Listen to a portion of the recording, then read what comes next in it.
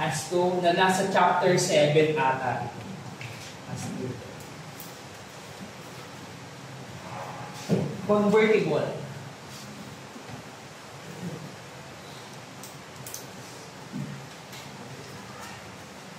Yung bonds daw, diba yung bonds layab? Eh, pwede mo daw siya i-convert to shares. Pwede pala yun. Okay. Yung holder, ito. For example, ito holder. May utang ito. Dito. At future time, kunwari, lumaking kumpanya to. Naging from startup, naging malaking kumpanya. 5 years pa lang, lumaki na agad. Ito, may hawak siya. Sabi nito, nakita ng company ito na, magandang kumpanya yan. What if kaya, itong hawak ko na bonds, i-convert ko na lang sa shares. Okay, maging shares ko na lang dito sa kumpanya. Ayun, pwede pala yan, pwede tayo. Natawag doon convertible bonds. Okay, from layab, naging shares. Ano pa isa? Calling. Fallable.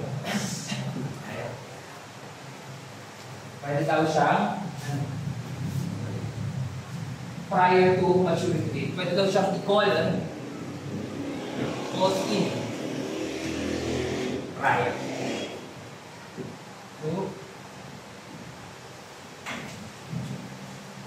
Okay. Kung siya ay 3 years time pa bago mag-mature, pwede mo siya, pwede mo siya bayaran 1 year. Pwede ba? Pwede.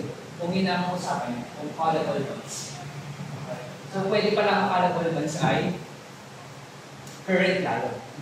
Kasi in demand, pwede mo siyang kapag sinabi mo na babayaran mo na siya, call in for payment na, current na yun. Okay, ang callable bonds. Okay? Ano pa? Ano pa ba?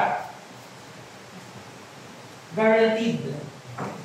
Guaranteed ba? Saan ba siya pwedeng ilagay yung guaranteed? Dito. Pwede dito na. Guaranteed. Okay. Paano yung guaranteed bonds? Meron siyang, alam niyo ba yung co-maker or guarantor? May isang nananahimik na friend mo. Ito ang friend na itong taong to.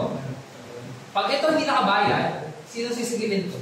Or ito, itong guarantor na to. Tawag sa kanya co-maker or guarantor in practice. Kaya, huwag kayo basta-basta pipirma na as guarantor sa isang utang. Wow, gano'n. Kasi, pag wala kang pambayad din, ito, kinuha, wala akong pera eh. Kung pa akong guarantor, hindi ba, asa din niya sa'yo, ang i-release natin sa'yo, hindi para lang makita na kaya kong magbayad. Hindi. Ikaw ang magbabayad sa hotel. Tumakas yan sa magbabayad. Okay? Kaya, isip-isip muna sa pagpirma na mga kontrata pag guarantor. Madalas yan sa mga kotse, bahan, okay? Mga kontrata.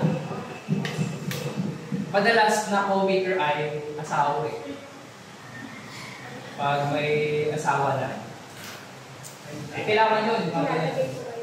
Pag spouse mo ng co-maker, wala akong gagawa kasi yung property nyo ay isa na eh. Okay? Nasa tax yun, di ba mga okay? Okay, yan.